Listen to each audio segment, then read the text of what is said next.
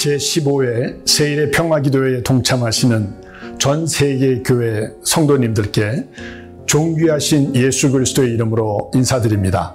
평화한국 허문영입니다. 저희 평화한국은 복음 통일과 세계 평화라는 비전을 섬기기 위해 세워진 기독교 통일 NGO입니다. 먼저 그의 나라와 그의 의를 구하라는 마태복음 6장 33절 말씀과 좌로나 우로나 치우치지 말라는 여호수아 1장 7절 말씀에 기초하여 오직 하나님 나라를 우리 민족과 열방에 확장하기 위해 전심으로 일해오고 있습니다. 평화한국은 5가지 가치를 지향하고 있습니다. 먼저 기도로 헌신하여 하나님 앞에 성결한 삶을 살자. 이것이 가장 중요합니다. 예수님을 사랑하는 마음으로 경건하게 살아가자. 정직해진 마음으로 복음 통일을 이루어내자. 하나님 말씀에 기초한 영성 대국을 만들어 가자. 그래서 세계 선교를 감당하는 것이 통일 대한민국의 사명이다. 지난 15년 동안 저희들은 이 5가지 가치를 하나님 은혜 가운데 추구해 왔습니다. 주님의 새벽이슬 같은 청년들이 이 사역을 위해 헌신하고 있습니다. 세상적으로 성공할 수 있는 조건들을 다 갖추었음에도 복음 통일로 하나 된 통일 코리아를 위해 하나의 공동체가 되어 주신 사명을 감당하고 있습니다. 마지막으로 오늘 특별히 성도님들께 부탁드릴 기도 제목을 나누고자 합니다. 2017년 당시 북한에 들어가셨다가 억류된 분들이 9분 계셨습니다. 이들을 위해 지난 5년 동안 세일의 평화 기도회를 비롯하여 많은 성도님들이 기도해 주신 열매로 한 청년과 4분의 선교사님이 나오게 되었습니다. 그러나 아직도 4분의 선교사님들이 북한에 억류되어 계십니다. 이분들이 하나님의 때에 하나님의 방법으로 평안하게 돌아오시도록 기도를 요청드리는 영상을 끝으로 저는 이만 인사드리겠습니다.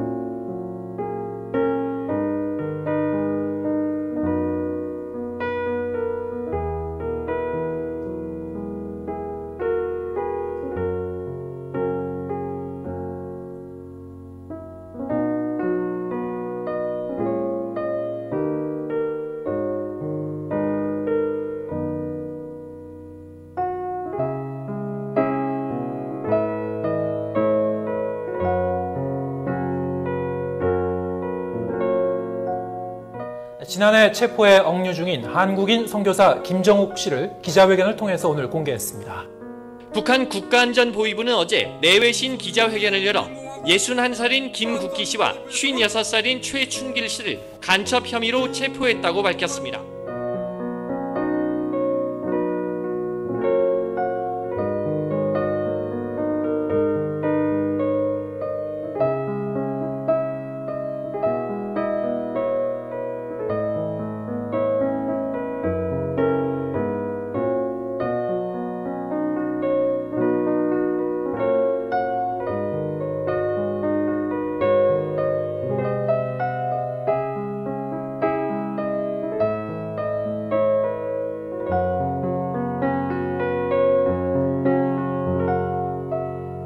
북한에서 사실상 선교 활동을 해온 김동철 목사 등 한국계 미국인 3명이 어제 저녁 북한에서 전격 석방됐습니다.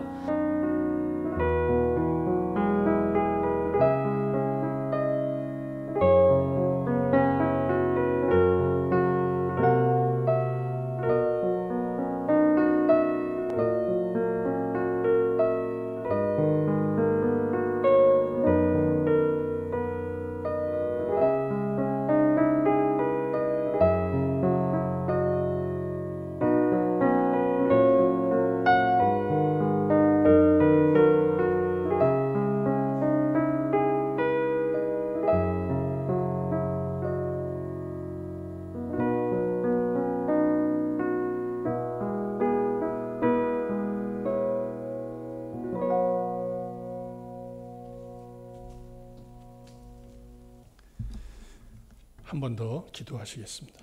하나님 아버지, 오늘 거룩한 주일에 주님께서 사랑하시는 나성교회에서 함께 예배드릴 수 있는 귀한 시간을 허락해 주심을 감사드리며 홀로 영광을 받아 주시옵소서.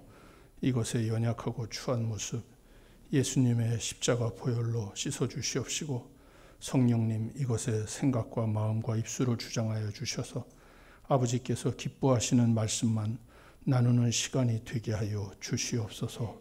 존귀하신 예수 그리스도 이름 받들어 기도드립니다. 아멘. 마스크를 벗고 하겠습니다.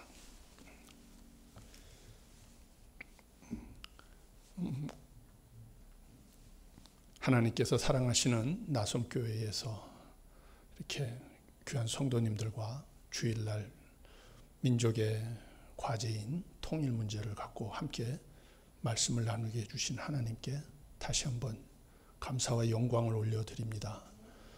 또 우리 사랑하고 존경하는 유혜근 목사님, 제가 언제 만났는가 했더니 아까 목사님이 말씀해 주시는데 24년이 됐더라고요. 1997년에 숭실대학교에서 목사님께서 통일대학원을 다니실 때 강의를 하러 갔다가 목사님을 만났어요. 근데 그때 목사님이 눈이 좀 안 좋으시다 그러시더라고요. 그리고 사회복지 쪽에 관심이 많으신 목사님이라고 그러시더라고요. 근데 아주 그 당시엔 샤프하게 생기셨어요. 예리하게. 그리고 질문도 아주 예리한 질문을 많이 하셨는데 오늘 딱 뵈니까 너무 이렇게 후덕하게 생기셔서 아주 은상이 너무 감사했습니다. 목사님께 다시 한번 감사를 드리고, 또 목사님께서 허락해 주셔서 저희가 이 공간에서 지금 수년째 매년 세일의 기도회를 하루 여기서 드리는데요. 특별히 저희 평안국의 주님께서 장애인에 대한 마음을 주셔서 북한에 들어가서 우리 선교사들이 북한 장애인들을 도왔어요. 그래서 이제 지금은 못 가니까 여기 국내에 있는 우리 연약한 지체들과 함께 여기서 하루 하나님께 예배를 드리는데 목사님께서 허락해 주셔서 그 일을 할 수 있었던 것을 다시 한번 목사님과 성도님들께 감사를 드립니다. 오늘 주신 말씀은 이제 마태복음 6장 33절이죠. 제가 출석하는 교회가 할렐루야 교회인데 이번 세일회 때 말씀을 전할 기회를 담임 목사님이 주셔서 전했어요. 그런데 우리 장로님들하고 이제 그 다음 주에 주일날 교회에서 만나서 얘기를 하다가 한 장로님이 저보고 딱 그러시는 거예요. 허 장로는 통일에 빠졌구만. 그 마음이 아팠어요. 아, 내가 아직도 부족하구나. 우리 크리스찬은 통일에 빠져야 되나요? 우리가 빠진다면 어디에 빠져야 될까요? 아직도 제가 제대로 동료 장로님한테 보여지지 못했다 하는 아픔이 있었어요. 우리가 빠진다면 어디에 빠져야 될까요? 빠진다면 누구에게 빠져야 될까요? 아내한테요? 물론 이 세상에서는 아내한테 빠져야죠. 그런데 궁극적으로는 누구한테 빠져야 돼요? 목사님, 예수님한테 빠져야 될 줄로 믿습니다. 그러니까 그러면 우리가 일을 할 때 어떤 데 빠져서 일을 해야 될까? 내 일? 그보다 더 궁극적인 건 오늘 목사님께서 아까 읽어주신 또 우리 주님께서 주신 하나님 나라가 돼야 될 줄로 믿습니다. 우리의 궁극적 가치는, 목표는 하나님 나라. 네. 그 제가 장로님이, 동료 장로님이 허 장로는 통일에 빠졌어 할 때 너무 마음이 아프고 안타까웠어요. 허 장로는 하나님 나라 운동을 진짜 열심히 하는구만. 그러면 제가 너무 기뻤을 거예요. 근데 통일에 빠졌다고 그러니까 통일은 궁극적 가치가 아닌데 통일보다 더 귀한 게 있는데 그게 하나님 나라인데. 네. 우리는 오늘 주신 말씀처럼 먼저 하나님 나라를 구해야 될 줄로 믿습니다. 그리고 그 다음에 그 의를 구하라 그러셨어요. 그 의는 뭘까요? 그 의를 정리해 보니까 정의와 공의 이렇게 되더라고요. 네, 이 정의와 공의에 대해서 한 20몇 년 동안 열심히 공부하고 연구하고 하다가 정리가 안 됐어요. 안 되더라고요. 성경을 여러 가지를 비교해 보고 신학 사전을 보고 주석서를 보는데 정의와 공의에 대해서 공의, ጼ데카와 정의, 미슈파트라고 그러는데 한국에 나온 여러 성경 사전들과 신학 사전을 보니까 정리가 되는 것이 아니라 오히려 혼란스럽더라고요. 그런데 제가 은혜를 받았어요. 개역 한글 성경, 지금 우리가 보는 건 개역 개정인데 개역 한글 성경하고 비교하다 보니까 정의를 공평이라고 얘기하더라고요. 공평. 그리고 공의를 정직이라고 그러더라고요. 자, 다시 정리합니다. 우리 성경에서 말하는 개념들은 많은 경우에 관계적 개념이에요. 하나님께서 우리에게 대한 관계가 있고 우리가 하나님에 대한 관계가 있어요. 하나님과 우리 사이에서는 공의가 있어요. 그리고 우리와 이웃 사이에서는 정의가 있어요. 그러면 하나님과 우리 사이에서 공의도 하나님이 보시는 공의와 우리가 보는 공의가 개념이 공의 안에 두 가지가 섞여 있어요. 그래서 하나님이 말씀하시는 공의는 우리를 구원하시는 거더라고요. 그래서 신실하신 하나님, 공의로우신 하나님은 우리를 향한 구원의 계획을 신실하시다. 조금 더 변개치 아니하신다. 반드시 이루신다.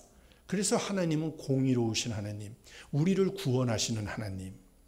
그러면 공의로우신 하나님 앞에서 우리가 공의롭게 산다는 뜻은 무엇일까?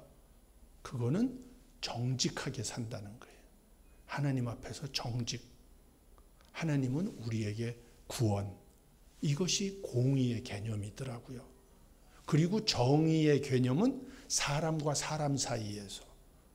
그러니까 어떻게 해야 되느냐? 공평하게 살아야 된다. 이 시대의 청년들이 너무 불공평한 것에 대해서 지금 분노하고 있잖아요. 예. 자, 얘기가 조금 돌아갈게요. 다시 원래. 그래서 하나님 앞에서 의를 구한다는 뜻은 뭐냐? 정직하게 사는 것과 세상 속에서는 공평하게 살려고, 공정하게 살려고 하는 노력. 이것이 우리가 주님 앞에 드려야 할 공의와 정의, 의고 하나님께서 우리에게 주시는 의는 예수님의 십자가에서 그 피 흘려 못 박혀 돌아가시는 우리의 죄를 다 용서해 주시는 그걸 통해서 우리를 구원해 주시는 것. 이게 하나님의 의다. 그래서 그것을 구하면 먹을 것, 마실 것, 입을 것, 심지어 오늘 우리가 나누려고 하는 통일 문제까지도 하나님께서 해결해 주실 줄로 믿습니다. 자, 우리나라는 놀랍게도 20년 단위로 시대적 사명을 잘 감당해 왔어요. 1945년에 해방돼서 이승만 대통령님과 함께 크리스찬들이 중심이 돼서 건국을 잘 했어요. 그리고 북한 공산주의의 침략 앞에서 목숨을 바쳐서 자유 대한민국을 지켜냈습니다. 신앙의 자유를 지켜냈습니다. 그리고 60년대 들어와서는 박정희 대통령과 함께 할 수 있다, 하면 된다, 해보자. 이런 정신으로 새마을 운동. 그래서 우리가 절대 빈곤을 극복하고 이제는 세계 7대 강국이 되는 경제 발전을 이뤄냈어요. 여기에 기초가 되는 것이 우리 가나안 농군학교의 김용기 장로의 그 가나안 운동. 이것이 새마을 운동으로 현실화되고 세상에 알려져서 이런 일을 또 이뤄냈던 거죠. 한국 보수 기독교인들이 이 일을 잘 감당했죠. 그리고 80년대, 90년대는 김영삼, 김대중 대통령과 함께 이 억압된 독재 체제를 타파하고 정치 발전을 이뤄내는 시대적 사명을 또 잘 감당했어요. 그래서 저는 우리나라 역대 대통령들을 07, 과3, 잘한 것이 한 7가지라면 못한 것이 한 2-3개 있다. 이렇게 보자. 그런데 너무 스스로 자학하면 안 된다. 우리는 하나님께서 주신 그 과제들을 그 시대의 지도자들과 함께 정말 잘 감당해온 국민이다. 이런 자부심을 좀 가지면 좋을 것 같아요. 그런데 이제 2000년대 들어와서는 어느 길로 가야 되느냐. 어떤 분들은 정보화라고 그래요. 이것도 좋은 얘기라고 생각해요. 특별히 지금 4차 산업혁명 시대에 우리가 정보화를 잘 또 받아서 비록 1차 산업혁명은 뒤처졌지만 4차 산업혁명은 세계를 섬기는 그런 선도하는 나라가 되자. 이것도 좋은 것 같아요. 또 어떤 분은 우리가 정치 발전도 이뤘고 경제 발전도 이뤘는데 너무 사회가 아직도 좀 낮다. 이걸 한 단계 업그레이드하는 선진화를 하자. 이것도 좋은 얘기라고 생각이 돼요. 그래서 이명박 정부 시절에는 선진화 이런 단어를 많이 썼었어요.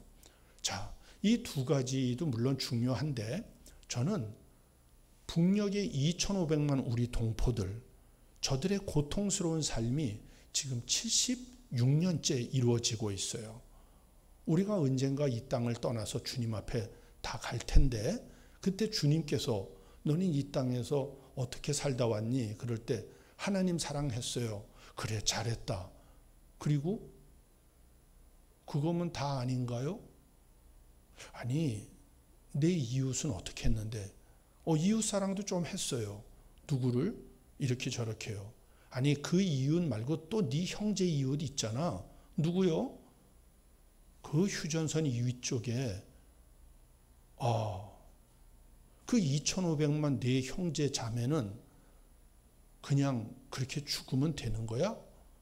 하는 얘기를 우리가 듣게 된다면 그들의 영혼 구원을 위해서 그들이 하나님의 자녀가 되도록 무슨 노력을 하다 왔니?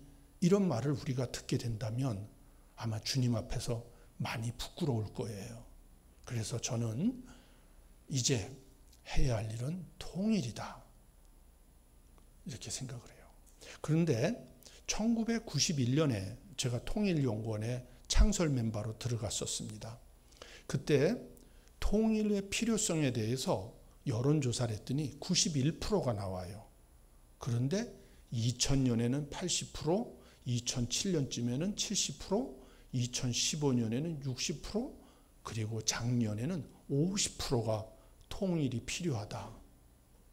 반대로 통일은 필요치 않다 하는 걸 2016년부터 여론조사를 했는데 40%대였어요. 근데 작년에 51%, 51.6%로 계속 증가한 거예요. 통일을 해야 된다는 30년 동안에 계속 줄어들었는데 통일을 하지 말아야 된다는 것은 2016년부터 작년까지 쭉 늘어나서 51%로 통일을 해야 된다보다 하지 말아야 된다가 대한민국 국민들의 마음에 더 커졌어요. 이거는 우리가 주님 앞에 갈 때 사실 굉장히 조심스러운 반응인 것 같아요. 자, 그렇다면 통일을 해보려고 했었는가? 해봤어요.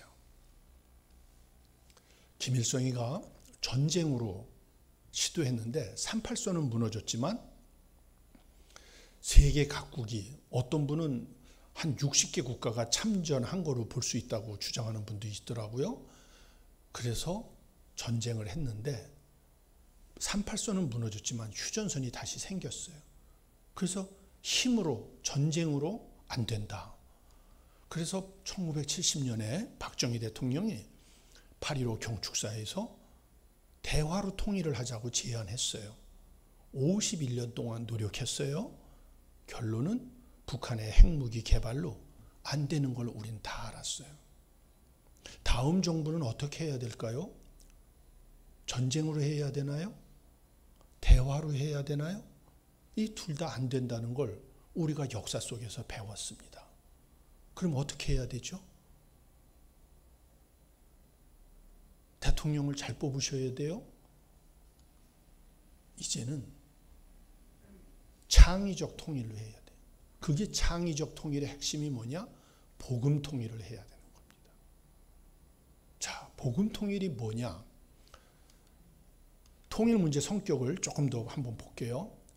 제가 통일연구원에서 북한연구센터 소장도 하고 통일정책실장도 하고 평화기획실장도 하고 통일연구를 통일연구원에서만 한 건 한 30년 되더라고요. 그리고 1980년에 육군사관학교 교수위원 시험 본 것 이후로 지금까지 연구한 걸 대략 따져보니까 딱 40년이더라고요. 금년이. 근데 많은 사람들이 통일 문제를 남북한이 풀어가야 할 민족 문제라고 생각해요. 절반은 맞았지만 절반은 안 맞았어요. 아까도 말씀드렸듯이 미중일로 한반도를 국경을 접하고 있는 나라들은 자기 국가이익이 걸려있는 자기네 문제로 봐요. 그래서 민족적 성격과 국제적 성격이 있는 거죠. 이 두 가지를 잘 풀어야 돼요. 근데 이 두 가지는 제가 세상 사람들한테 강의할 때는 이것만 갖고 1시간을 설명을 합니다만 우리는 세상 사람들보다 하나 더 갖고 있는 사람들이에요. 우리는 어떤 세계를 갖고 있죠?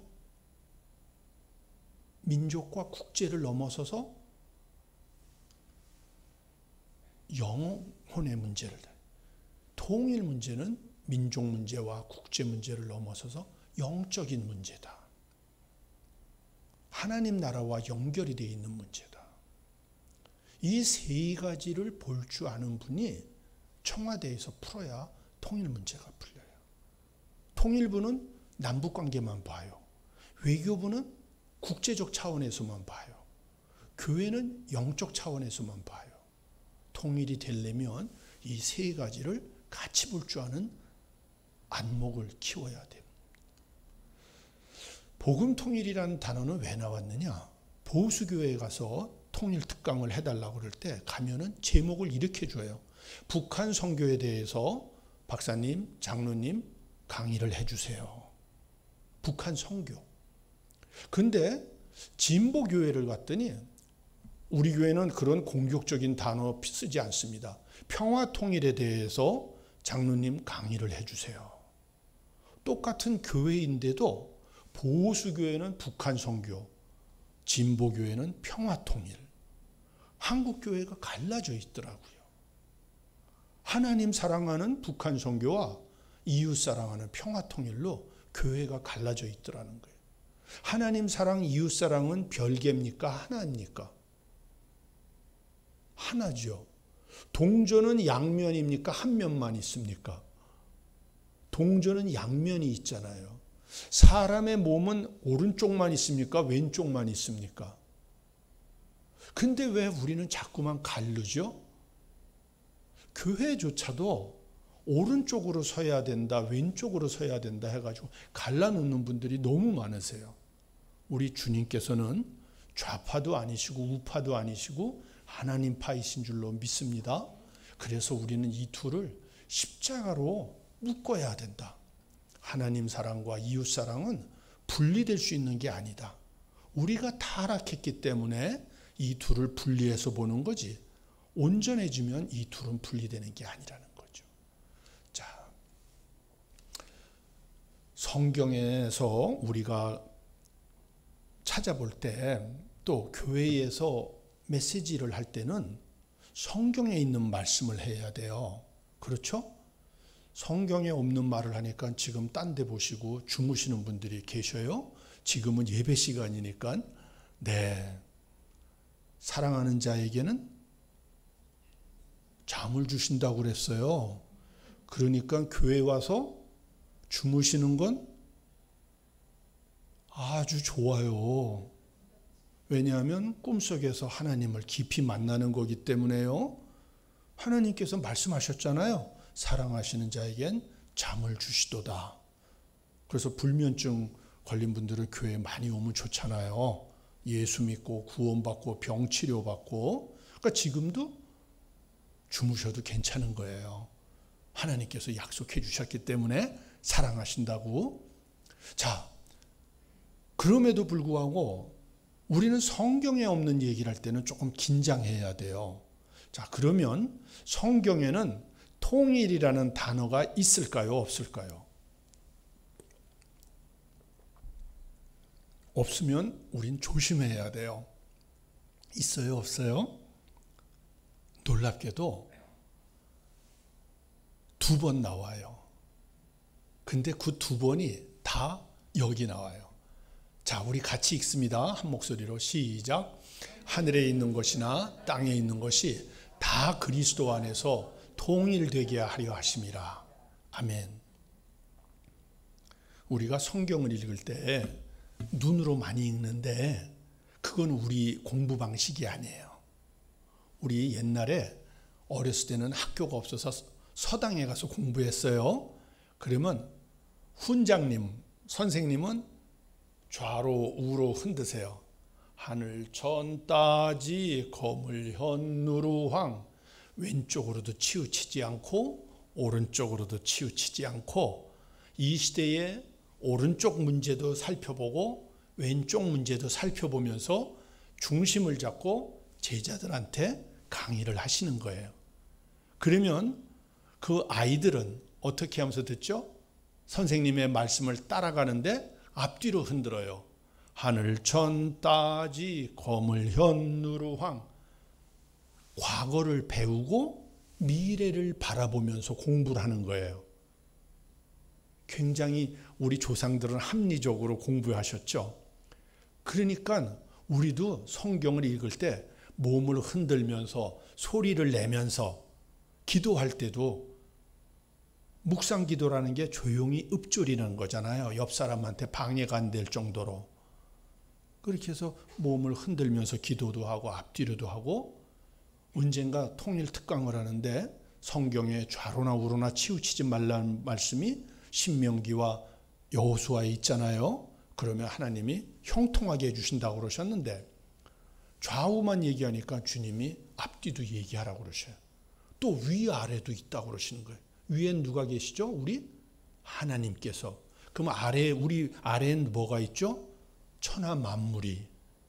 그래서 여러분 보고 너는 좌파야 우파야 그러면 뭐라고 그래야 돼요? 나는 예수파야, 하나님파야. 입체적으로 좀 생각해 주면 안 되겠니? 이렇게 반격을 할 수 있어야 돼요. 근데 오늘 교회 안에서는 태극기와 촛불이 너무 강해요. 우리는 태극기 촛불하는 데가 아니에요. 여기는 말씀을 따라가는 곳이에요. 아멘. 또 하나 생각해야 돼요. 입체파를 넘어서서 우리는 십자가를 생각해야 돼요. 예수님께서 십자가에 죄인들과 함께 못 박혀 돌아가셨을 때 당시 사람들의 눈에는 예수님이 성공자로 보였겠습니까? 실패자로 보였겠습니까? 죄인들이 못 박혀 죽는 곳이 십자가예요. 그러니까 예수님은 실패자 같으셨을 거예요. 그러나 그 순간에도 예수님은 성공하셨던 것입니다. 우리의 성공은 부귀 영화 명예 권세에 있는 것이 아니라 하나님의 말씀을 순종하느냐 안 하느냐에 있는 줄로 믿습니다. 하나님을 신뢰하느냐 안 하느냐에 있는 줄로 믿습니다. 하나님을 신뢰하고 하나님께 순종하면 돈이 없을지라도 이미 성공한 삶을 살고 있는 줄로 믿습니다. 하나님 말씀에 순종하면 병에 걸렸을지라도 성공한 삶을 살고 있는 줄로 믿습니다. 우리의 성공이냐 실패냐는 세상의 가치가 아니라 하나님 말씀의 뜻에 부합한 삶을 살고 있느냐가 기준점인 줄로 믿습니다. 그러니까 그 당시에 세상 사람 눈에는 실패자지만 예수님은 이미 성공하셨고 3일 뒤에 부활하셔서 하나님께 영광을 돌리신 줄로 믿습니다. 아니, 요한복음을 다시 정확하게 보면 예수님께서는 헬라인이 당신을 찾아오셨을 때 나사로를 살리시고 난 다음에 소문을 듣고 헬라인들이 찾아와요. 그때 뭐라고 그러시느냐? 내가 인자가 영광을 받을 때가 가까웠다. 이렇게 얘기를 하셔요. 그리고 나서 한 알의 밀알이 썩지 아니하면 그 말씀을 주시는 거예요. 당신의 죽음을 예견하셔요. 그리고 또 놀라운 건 가룟 유다가 예수님을 팔려고 일어서서 나갈 때 예수님 말씀하시기를 인자가 영광 받을 때가 왔다 이렇게 얘기를 하셔요. 영광이라는 게 부귀영화 명예권세를 의미하는 게 아니고 십자가에서 못 박혀 돌아가시는 것이 영광인 줄로 믿습니다. 영광은 잘 먹고 잘 사는 게 영광이 아니에요. 고난이 주님 뜻대로 살면서 임할 때 영광이 임하신 줄로 믿습니다. 우리는 영광을 하나님의 거룩한 빛, 거기만 생각해요. 그것도 맞아요. 구약은 쉐키나의 영광이 그렇게 돼 있어요. 그러나 예수님께서 요한복음에서 말씀하시는 영광은 십자가에 못 박혀 돌아가시는 거예요. 우리를 위해서. No cross, no crown.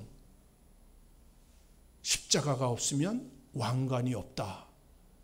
No pain, no gain. 고통이 없으면 얻는 것이 없다. 근데 이 두 가지가 별개가 아니고 하나라는 얘기예요. 예수님의 말씀은요. 고난이 곧 영광이라시는 거예요. 십자가가 곧 영광이라고 그러시는 거예요. 물론 예수님이 부활하시고 그리고 승천하시고 성령님이 강림하시고 예수님이 재림하셔서 새하늘과 새 땅으로 우리가 들어가요. 이 모든 게 하나님의 영광이에요. 그렇지만 우리가 다시 한번 깊게 생각해 볼 것은 십자가가 영광이라는 거예요. 누구든지 나를 따라오려거든 자기를 부인하고 자기 십자가를 짊어질지니라 예수님이 말씀해 주셨어요. 자기 부인한다는 뜻이 뭐죠? 내가 하고 싶은 일이 있어요. 근데 그거를 안 하는 게 자기 부인이에요. 그러면 자기 십자가를 짊어진다는 뜻은 뭐죠? 내가 안 지고 싶은 일이 있어요. 근데 그거를 짊어지는 게 자기 십자가를 짊어지는 거예요.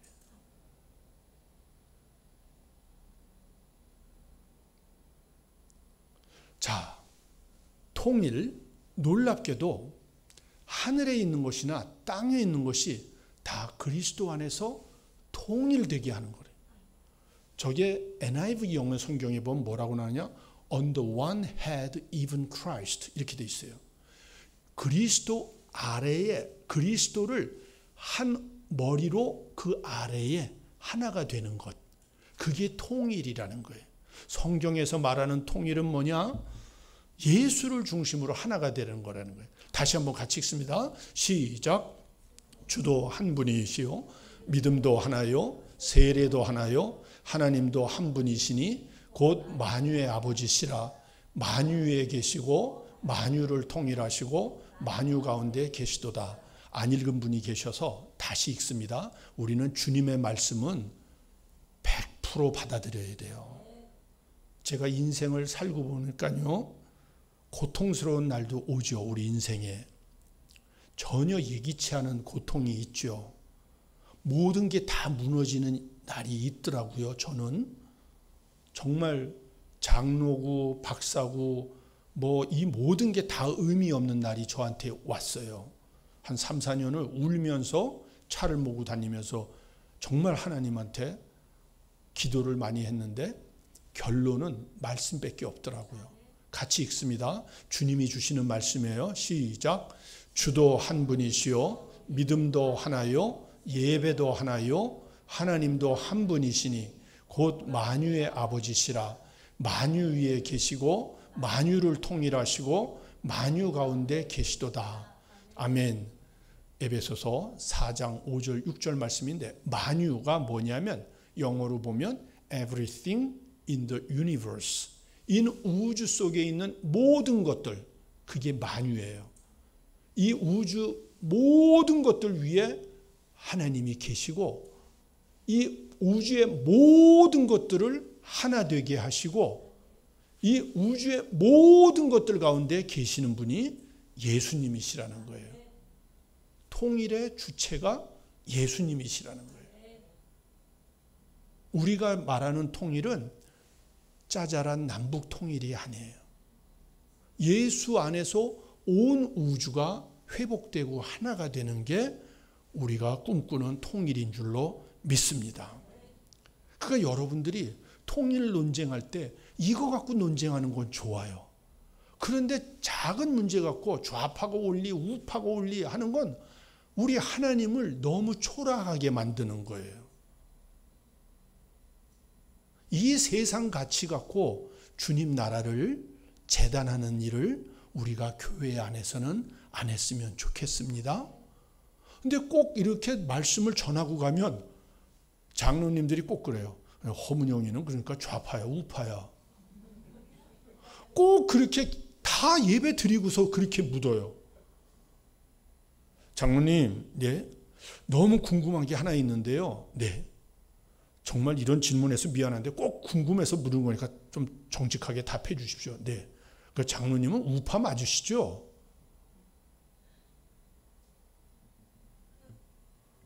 교회에서는 좌파 우파 이런 거 하는 거 아니고 하나님파, 말씀파, 예수파, 성령파, 삼위일체 하나님파만 있어야 될 줄로 믿습니다.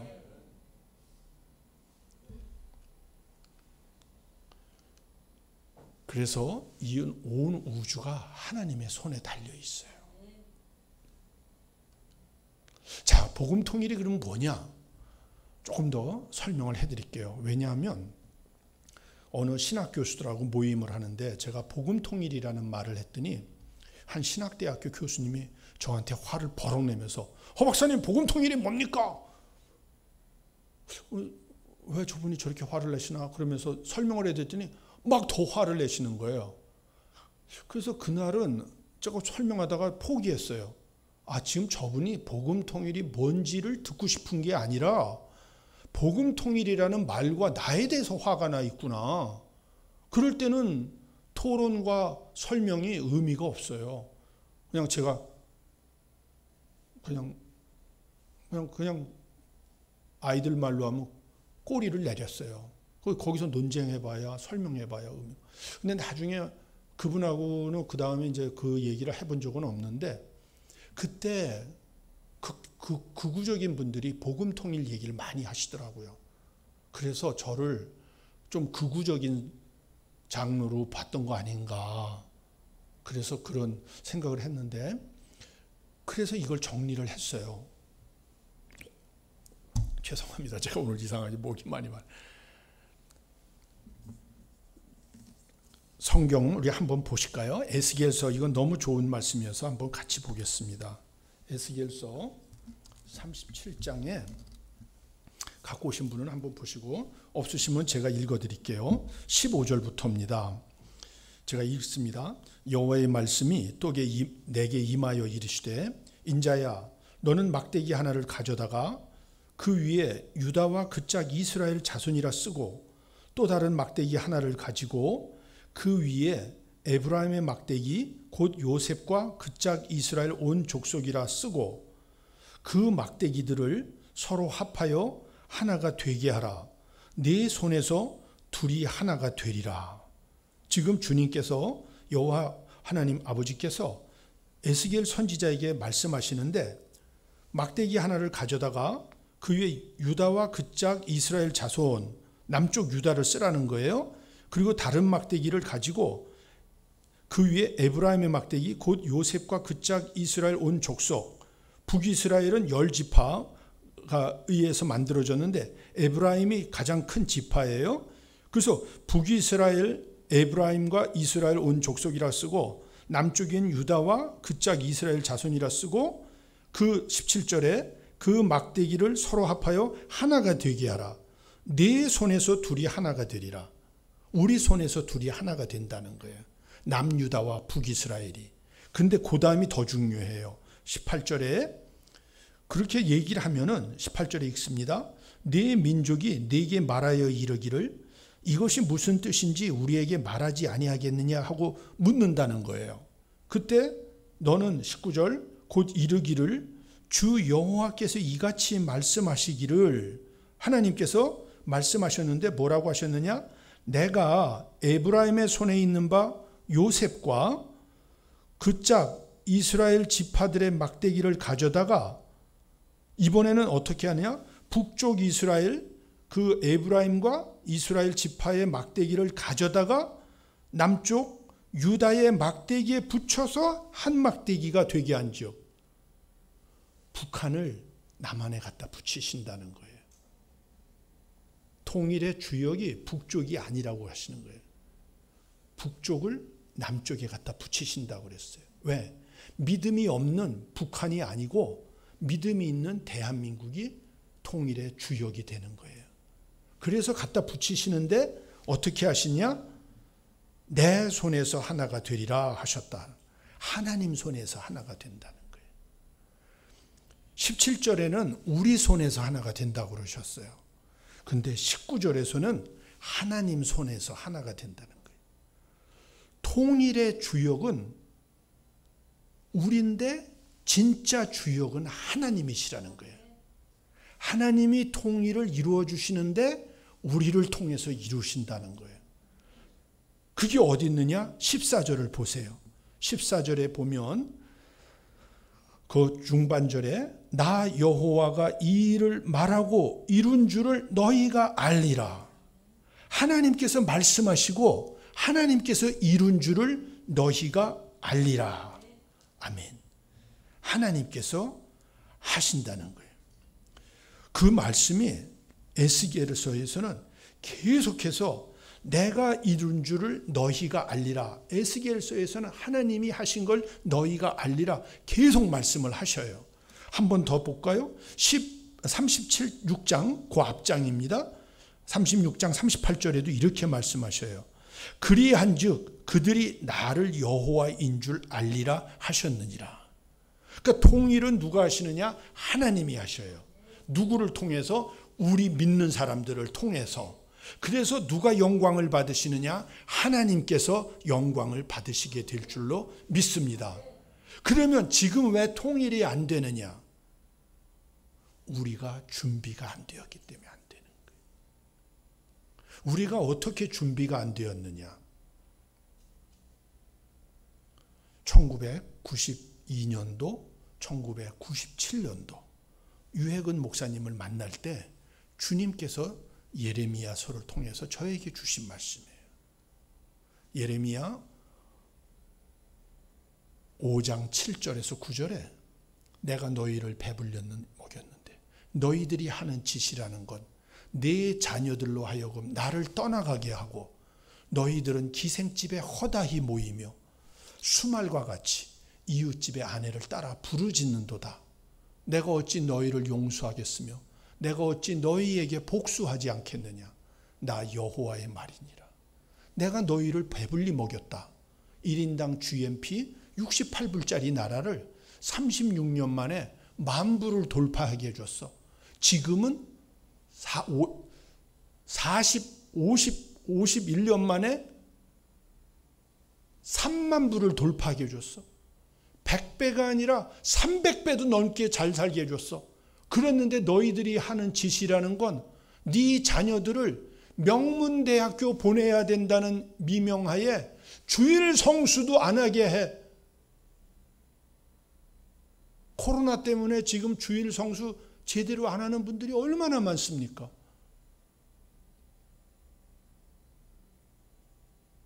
내 자녀들로 하여금 나를 떠나가게 하고 그 아이들이 명문대학 들어가면 대학 가서 예수 잘 믿습니까? 이미 주일 성수하는 게 무너졌는데.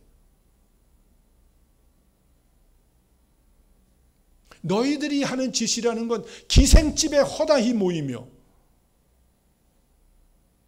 대한민국에 2000년 예산이 100조였어요. 제가 그때 한번 연구해 봤더니 음란 비용으로 나간 게 8조예요. 음란 비용이 8조. 2000년에. 대한민국 국가 예산의 8%가 음란 비용으로 다 나가는 거예요. 아니, 국가 예산이 꼭 그렇다는 게 아니고 우리가 썼던 음란 비용이. 지금은 더 나갈 거예요. 음란 비용이. 이지스 하만데 만드는 게 1조가 드는데 그게 없었어요. 그 당시. 나라를 튼튼히 지켜야 되는데 국방을 튼튼히 하자 그러니까 허 박사는 평화를 얘기하는데 국방을 얘기하는 거 좀 이상하다. 그리고 왜 복지 비용을 줄이려고 그래? 복지 비용 줄여서 하자는 게 아니에요. 복지 비용은 더 늘려가야 돼요. 앞으로도요. 그럼 어디서 돈을 줄여야 돼요? 음란 비용. 8조가 아니라 지금 20년이 지났으니까 우리 사회에 술 먹고 음란한데 쓰는 비용이 더 늘어나지 않았겠어요? 지금 고관 대작들 보면 음란 비용 쓰다가 날아가는 사람들 얼마나 많습니까? 여러분, 우리 사회가 지금 건강해요? 죄송해요. 이런 과격한 표현을 해서. 가장 경건해야 할 목회자들까지 음란 문제로 많이 쓰러지잖아요. 그러면 장로들은 아니겠습니까? 왜 남의 아내를 쫓아다녀요? 수말과 같이 이웃집의 아내를 쫓아다닌다는 거예요. 왜 남의 아내 쫓아다녀요? 음란이 과도하게 관용해 있다는 거예요. 지금. 두 번째는 5장 28절에서 30절에 고아의 송사와 빈민의 송사를 공정히 공평히 판결을 안 한다는 거예요. 유전 무죄예요. 무전 유죄라. 요즘에 검사들 그 한 거 보면은 지들이 잘못해놓고 99만 원 만들어서 죄 없다 하잖아요. 100만 원 안 넘겼다고. 그게 이혈령 비혈령이지 그게 말이 됩니까?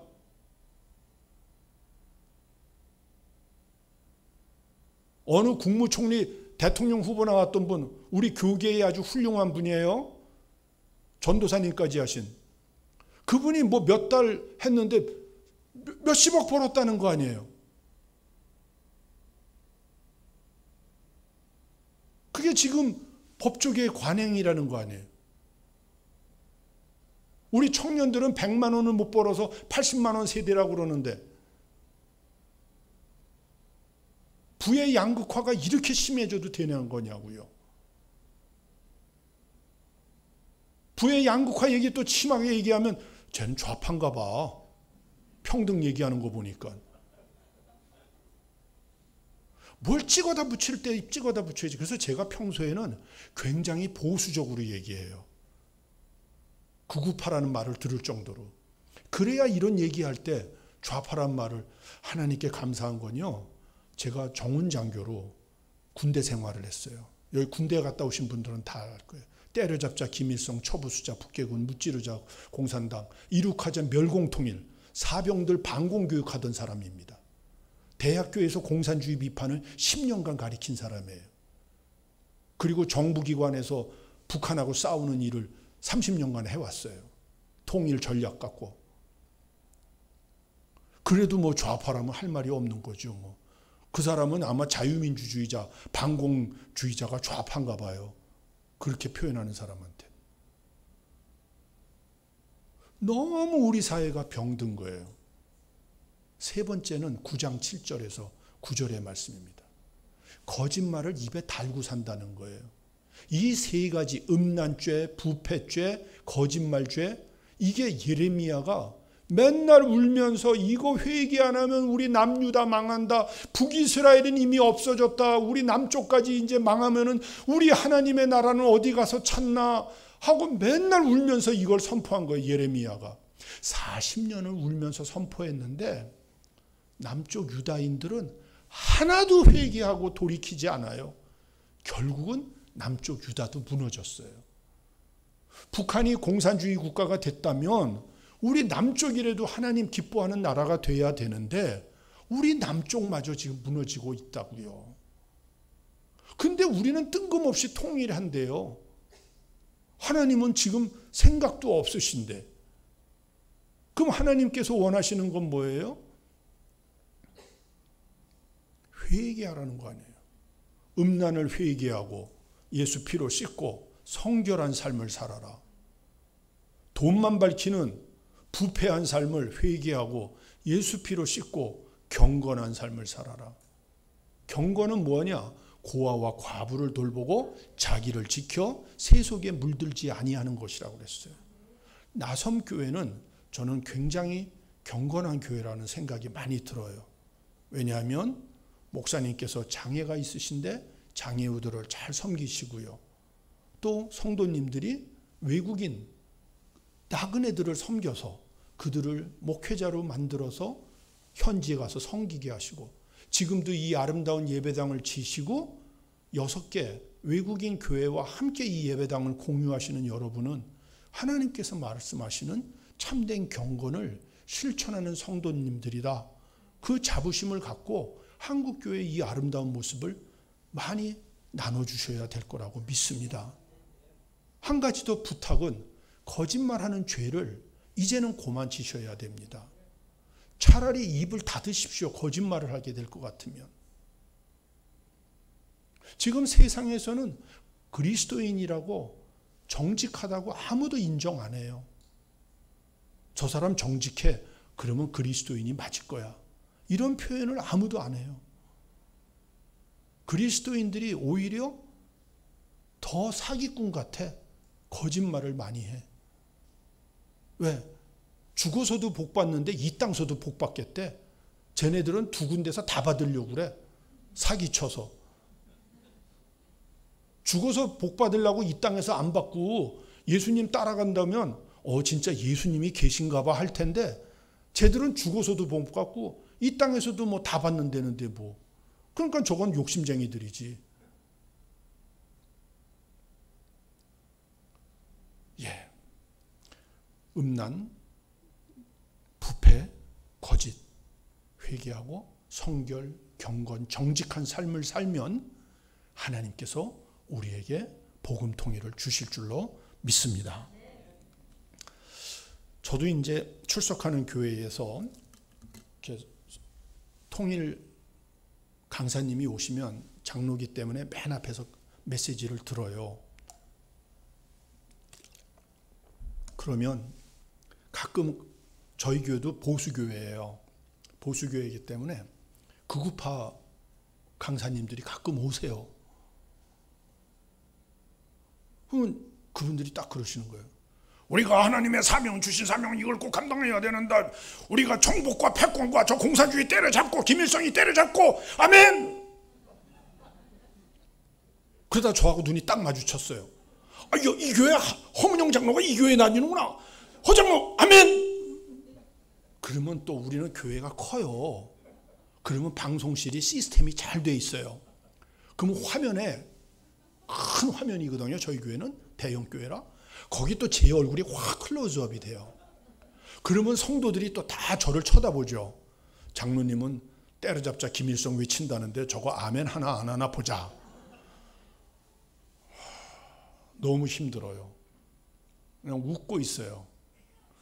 허장로님이 웃으신 걸 아멘인 줄로 믿습니다. 우리는 십자군의 정신으로 때려잡자 김일성 해야 될 줄로 믿습니다. 아멘. 그럼 또 성도님들이 아멘 또 해요.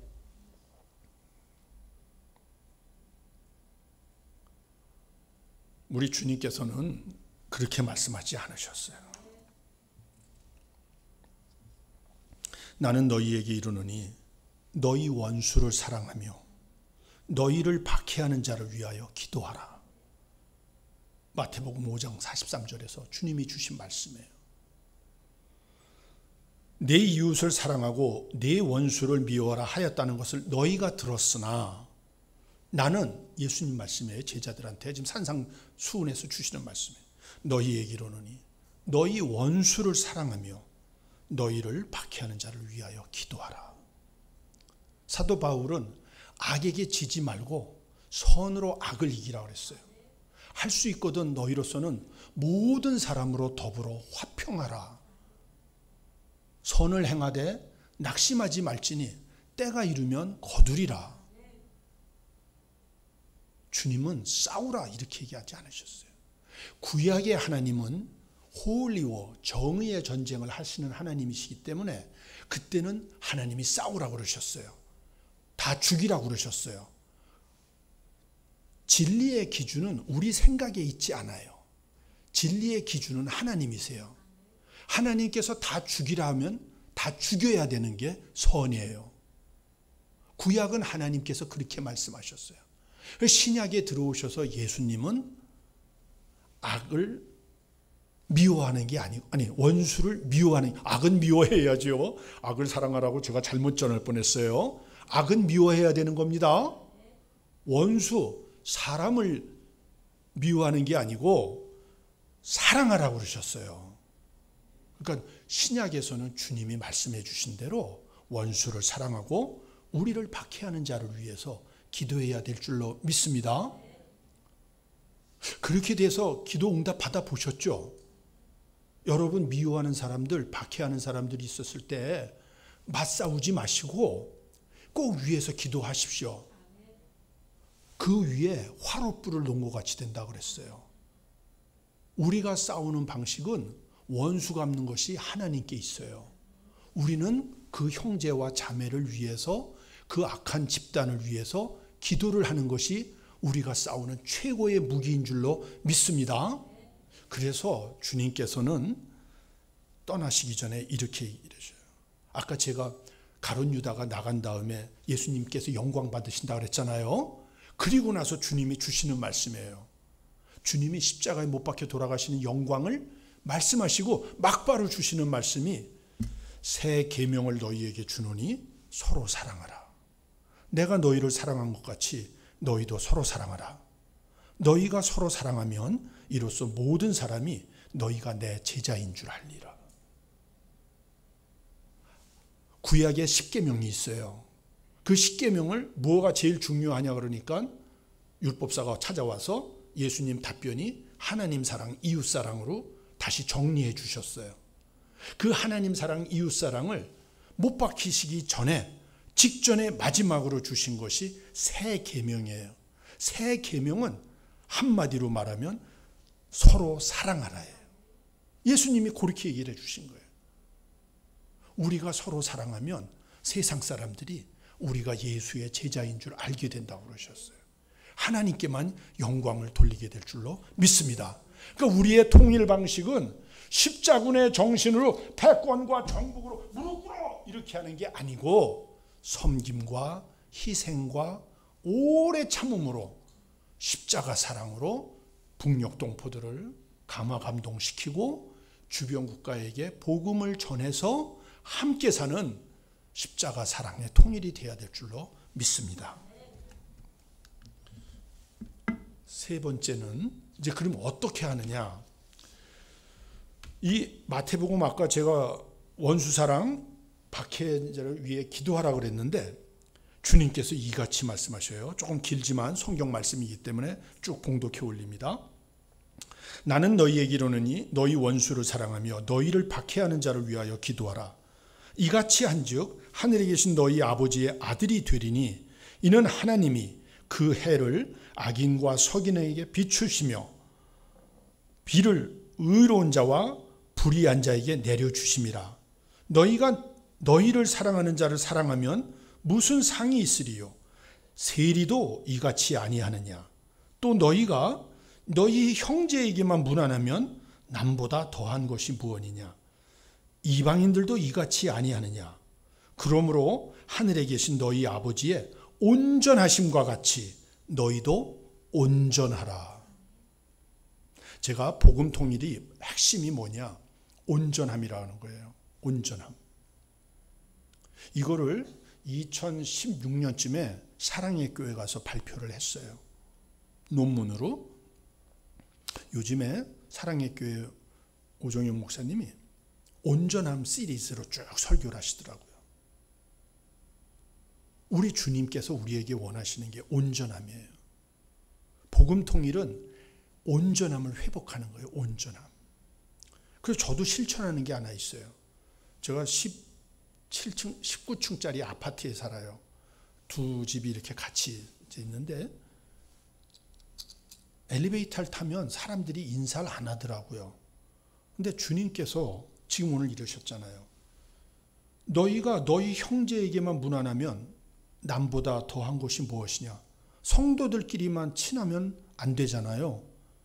세상 사람들에게도 친절해야 될 거 아니에요. 그래서 인사를 해요. 저는 엘리베이터를 타면 무조건 안에 계시면 안녕하세요 하고 헤어질 땐 좋은 하루 되십시오. 그리고 이제 이렇게 주일날 양복 입은 분들 보면 혹시 교회 가시나요? 그럼 그때 아이고 교인이시군요. 어느 교회세요? 저도 어느 교회. 저도 할렐루야 교회 나갑니다. 반갑습니다. 은혜 많이 받고 오세요. 이래가지고 이제 그분들하고는 인사를 잘 해요. 그런데 자매들은 인사를 하면 또 잘 받아주더라고요. 근데 아저씨들은 엘리베이터를 타면은 무조건 째려봐요. 너 뭐야 임마 하고 딱 째려보세요. 그럼 제가 안녕하세요 그러면 아니 네 그러면 되는데 흥은 뭐요 흥은. 그리고 딱 또 이거 문 탁 누르고 그냥 문만 쫙 째려봐요. 그 내릴 때 이제 자기 아파트에서 내리면 편히 쉬세요. 좋은 저녁 되세요. 그때 이제 이렇게 표현을 해요. 대답도 안 하고 휙 나가요. 근데 대부분은 돌아왔는데 아직도 인사 안 하는 두 분이 계셔요. 한 번은 딱 타기만 하면 눈이 또 굉장히 크세요. 잘생겼어요. 그 큰 눈으로 저를 쫙 째려봐요. 인사하지 마 임마. 이런 표정으로. 그래서 저는 하는 거죠. 아유 타셨네요. 안녕하세요. 대답 안 하세요. 언제까지 안 하시지? 저는 계속 할 거예요. 왜냐하면 주님이 하라고 그러셨으니까. 네. 근데 행복한 거는 그분은 안 하시지만 다른 층에서 타시는 분들이 있어요. 그럼 그분들은 저하고 인사를 이제 주고받잖아요. 그럼 그분들하고 막 그 엘리베이터에서 수다 떨잖아요. 비록 요즘엔 마스크 때문에 좀 자제하지만. 그러면 본인도 민망하죠. 아, 이게 우리가 같은 아파트에 사는데 인사하면서 살아야겠구나. 그분도 느끼지 않겠어요? 근데 제가 요즘에 그분이 한 세 분 돼요. 그런 분이. 그래서 한 40명 중에 다 본 건 아니지만, 근데 제가 가만히 생각해 봤어요. 한 분은 굉장히 분노하시다가 요즘엔 체념했어요. 눈은 안 크세요, 이분은. 근데 그냥 이렇게 하는데 대답은 아직도 안 하시고 그냥 이렇게 하세요. 근데 보니까 그분이 많이 힘이 빠지신 게 작년에 퇴직하신 것 같아요. 그래서 꼭 나가서 담배 피세요. 그래서 저분이 퇴직하시고 이 분노가 초기에 많으셨구나. 그때 내가 잘못 걸렸구나. 인사하다가. 이제는 그분이 안타까워요. 그래서 위에서 기도하는 마음으로 정말 샬롬을 빌어요. 예. 우리가 이방인처럼 할 것이 아니라 하나님 말씀을 진짜 따라갔으면 좋겠어요. 이 온전함은 세 가지가 있는데 오늘 저에게 주신 시간이 너무 많이 지금 제가 써서 뒷부분은 오늘 못해요. 근데 세 가지의 핵심이 요거를 말씀드릴게요. 뭐냐면 통일을 이제 40년간 연구하고 강의한 게 30년 됐다고 그랬잖아요. 그러니까 많은 곳에 가서 어떻게 하면 통일이 되겠습니까? 하고 질문을 해봐요. 그러면 이렇게 대답들을 많이 하세요. 대화를 해야 됩니다. 그것도 서로를 이해하는 좋은 방법이에요. 북한 동포들을 도와줘야 됩니다. 그래요. 사랑을 전하는 것도 중요해요. 경제 협력을 해야 됩니다. 그래요. 북한 경제가 일어나는 것도 좋아요. 그리고 각종 교류를 해야 됩니다. 그것도 서로를 이해하고 파악하는 데 도움이 돼요. 근데 그 방식을 50년 동안 한 거예요. 안 됐어요. 우린 역사에서 배워야 돼요. 우리가 공부를 하는 이유는 배워서 새로운 길을 가자는 거예요. 하나님께서 기뻐하시는. 그래서 제가 40년 연구한 결론은 통일을 하려면 세 가지가 필요해요. 가장 중요한 거 첫 번째는 힘이 있어야 돼요. 힘이. 자기가 서지 않으면 남들이 안 도와줘요. 스스로 돕는 자를 하늘도 도와주신다고 그랬어요. 내가 먼저 하나님 앞에 바로 서야 돼요. 개인도 그러고 또 우리가 친구들을 사귈 때도 내가 너무 가진 게 없어요. 만들어 놓은 게 없어요. 근데 좋은 사람을 찾아가면 되게 거절해요. 왜냐하면 얘는 나한테 빌 붙어서 뭐 빼가려고 그러나? 그래서 좋은 사람이 될 친구로 두려면 내가 먼저 좋은 사람이 돼야 돼요. 좋은 배우자를 만나려면 내가 먼저 좋은 배우자가 돼야 돼요. 근데 사람들은 나를 먼저 키우지 않고 남한테 도움을 받으려고 그러면 그건 안 되는 거예요. 결혼하려고 할 때도 내가 좋은 남편이 되는 게 먼저 준비가 돼야 좋은 아내를 얻을 수 있어요. 근데 나는 준비 안 됐는데 상대방한테는 좋은 사람이 되기를 원한다. 이거는 욕심이죠. 그러니까 통일도 내가 힘이 있어야 북한하고 할 수가 있는 거예요. 내가 힘이 없으면 북한한테 먹혀요. 그러면 공산화 통일되는 거예요. 하나님의 뜻이 좌절되게 되는 거예요. 그러면 힘은 뭐냐? 그거 좀 있다고요. 두 번째는 그래 힘부터 합시다. 왔다 갔다 해서 죄송합니다. 힘은 미국 사람들이 군사력을 힘이라고 생각했어요. 경제력을 힘이라고 생각했어요. 정치력을 힘이라고 사회 통합력을 힘이라고 생각했어요. 이거를 힘이라고 그러는데 이것만 갖고 미국이 21세기를 끌어가려고 그러다 보니까 전 세계에서 반미 목소리가 커지는 거예요. Anti-Americanism. 그러니까 하버드 대학교 케네디 스쿨 학장인 조셉 나이라는 사람이 지금 우리가 추구하는 힘은 하드 파워, 딱딱한 힘이고 소프트 파워, 부드러운 힘이 있다. 이거를 병행해야 된다. 이 부드러운 힘은 뭐냐? 문화의 힘, 도덕의 힘, 가치관의 힘, 이런 것과 함께 해야 이게 제대로 된 힘이다. 그래서 하드 파워와 소프트 파워를 잘 병행할 때 그거를 조셉 나이는 스마트 파워라고 하는 거예요. 스마트 파워. 요즘 우리가 쓰는 스마트폰이 나오기 전에 조셉 나이는 스마트 파워라는 말을 썼어요. 그래서 미국이 21세기도 세계를 이끌고 가는 유일 초대국이 되려면 스마트 파워를 키워야 된다.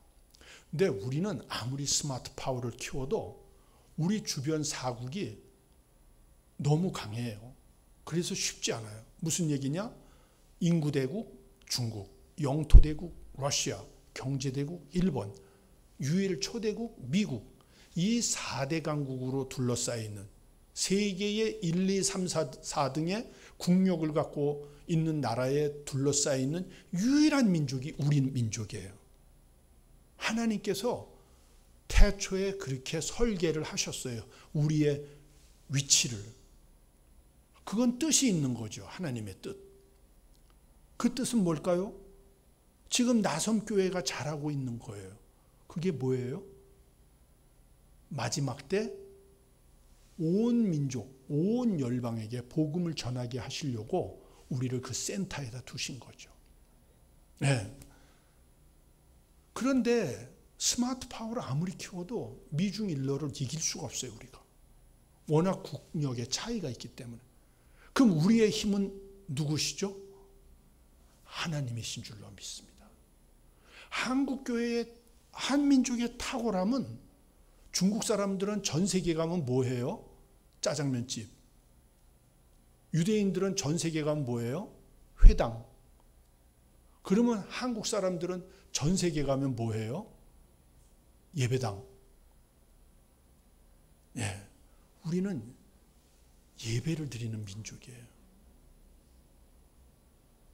그래서 하나님의 힘을 받아야 되는 거예요.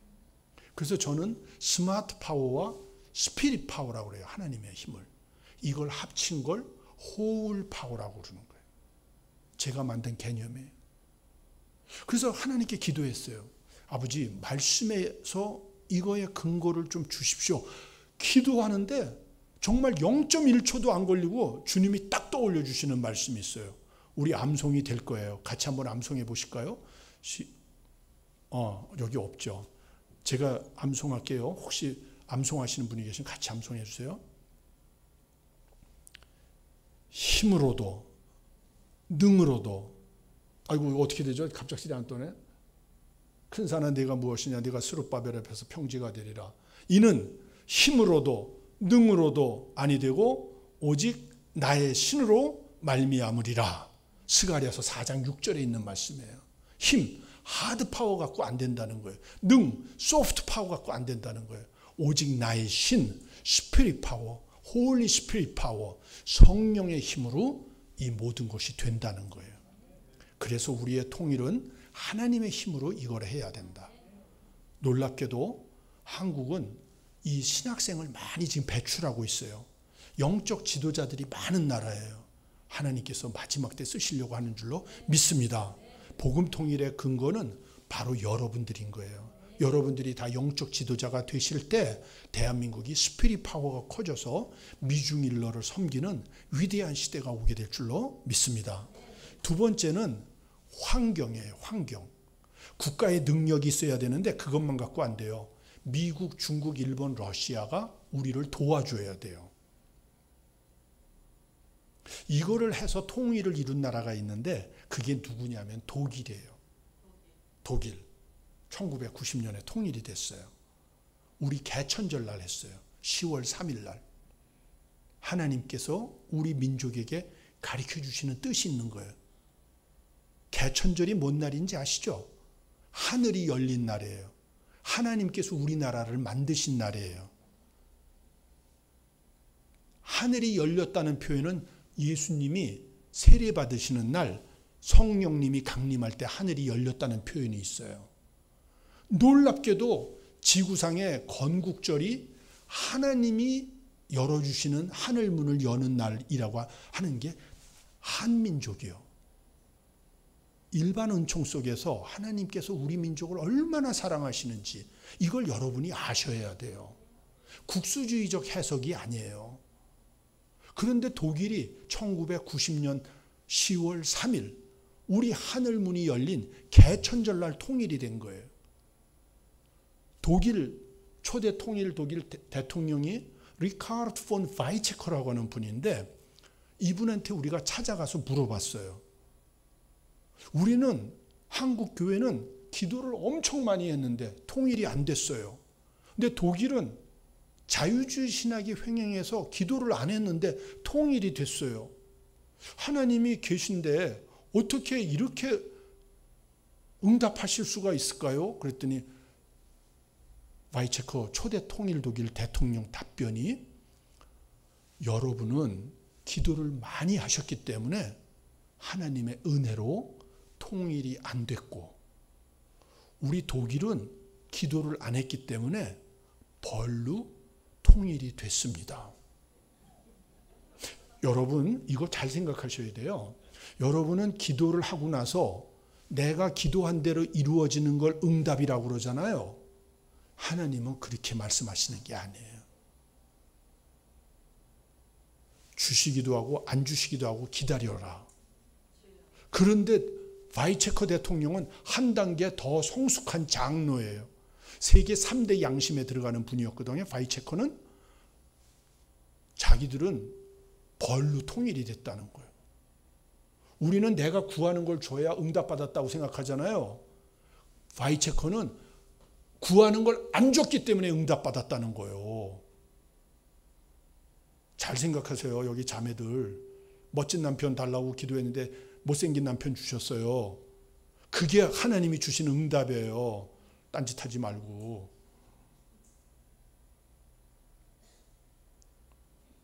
그러니까 바람만 피고 나만 사랑하잖아요. 얼마나 좋아요. 하나님 안에서 성결한 가정 꾸리고. 돈 많은 남편 달라고 그랬는데 딱 생활비 정도만 벌어와. 그러니까 남자가 술집 안 가잖아요. 얼마나 하나님께 감사해요. 성결한 가정 되어서 대신 자녀들이 복 받잖아요. 그래서 걔들이 정말 하나님을 다양하게 섬기는 위대한 지도자들이 돼 있잖아요. 이게 복 아니에요? 돈 많이 받아서 제 얘기가 나오려고 그래서 안 할래요. 그래서 갑작스레 간증을 할 뻔했어요. 저는 아내한테 젊은 날 너무 미안해요. 지금 저를 사랑해주는 아내를 저는 진짜 사랑하고 존경합니다. 저는 무조건 아내가 뭐 하자 그러면 순종해요. 예수님 다음으로 순종하는 사람이 제 아내예요. 제 젊은 날을 너무 아내한테 미안해서요. 하나님한테는 말할 수도 없지만요. 여기까지만 하겠습니다. 이 간증은 돌아가서 그래서 바이체커 대통령이 딱 그렇게 얘기를 하신 거예요. 그랬더니 우리 목사님들하고 신학자들이 이해가 안 된 거예요. 그럼 우리 죄송해요. 이 목사님들 몇 분 계시는데 똑같아요. 성도야 우리 다 같이. 아니 질문을 했어요. 아니 어떻게 통일이 안 됐는데 그걸 응답이라고 하시죠? 그리고 통일이 됐는데 그거를 저기 뭐라 그랬죠 아까? 벌이라고 그러셨죠? 그랬더니 예 통일을 하고 보니까 이게 93년도에 있었던 얘기입니다. 우리가 독일이 너무 지금 혼란해요. 혼란해서 정신을 못 차리겠어요.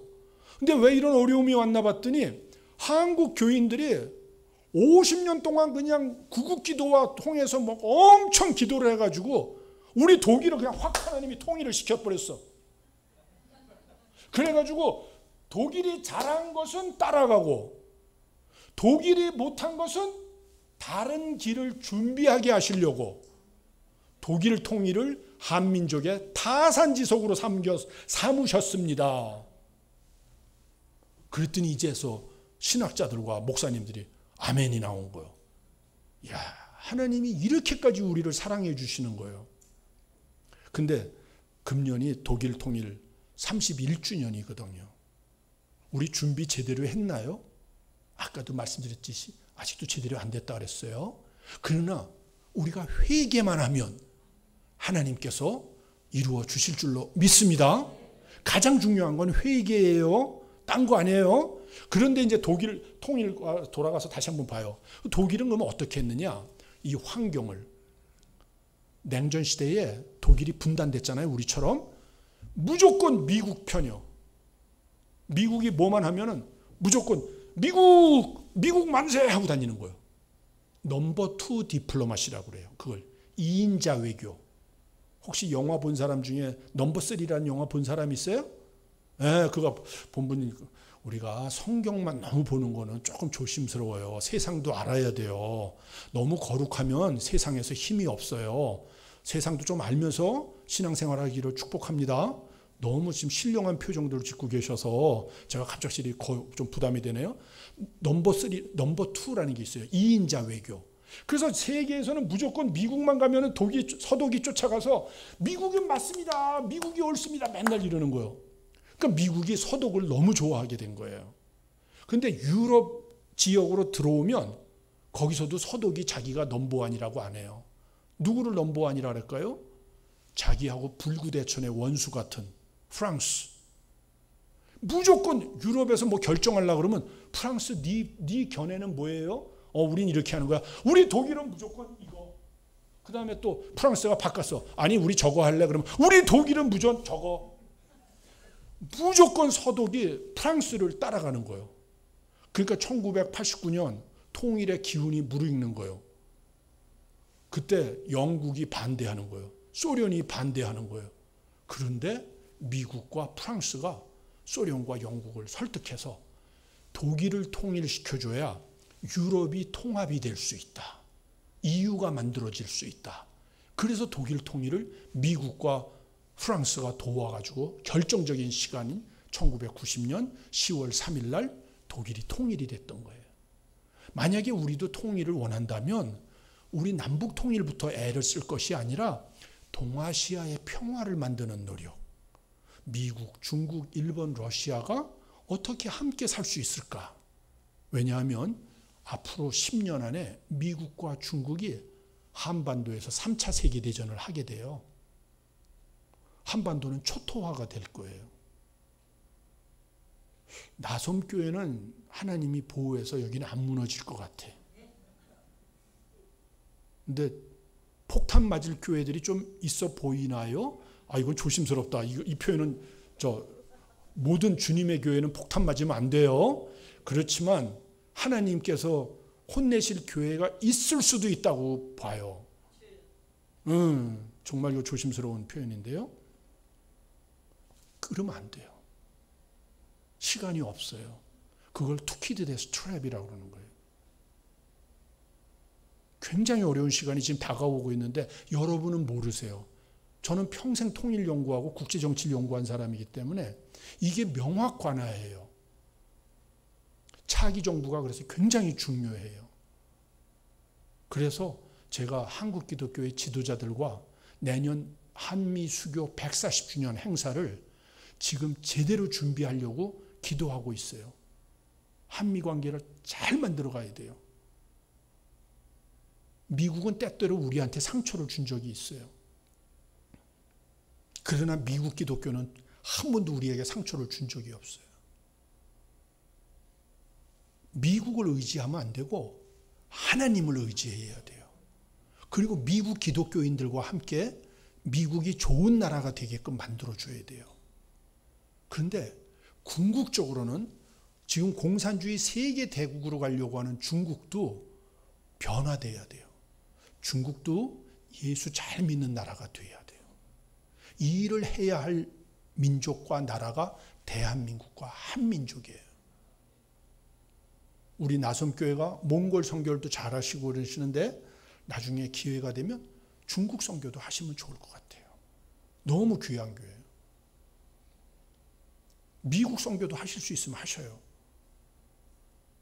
일본 선교도 지금 잘하고 계시잖아요. 또 동남아 선교도 지금 잘하고 계시고. 난 나섬교회가 앞으로 한국교회 정말 아름다운, 지금까지도 아름답지만 선교를 온전히 감당하는 교회가 됐으면 참 좋겠어요. 저희 평안국도 그래요. 평안국도 재정이 늘 어려워요. 우리 국장하던 친구들이 이제 목사님들인데 떠난 다음에 하는 말이 정말 평안국을 신기해요. 매달 적자가 몇백만 원씩 나는데 어떻게 그게 운영이 15년 동안 됐는지 모르겠어요. 진짜 우리 어려워요. 그런데도 하나님께서 주시는 축복이 있어요. 우리 간사들이 영성이 얼마나 높은지 몰라요. 가난하기 때문에 영성은 깊어져요. 근데 얘네들이 미국에서 공부했고 중국서 공부했고 일본서 동경대학교에서 석사했고 러시아에서 공부했고 프랑스에서 공부했고 이런 애들이에요. 그 아버지 어머니는 저 미워하죠. 이거 이해가 안 되신다는 표정지. 아니 돈 들여서 유학 보냈는데 허문영이한테 가가지고 그냥 100만 원 받으면서 이 일을 하고 있으니 그것도 제대로 못 받고.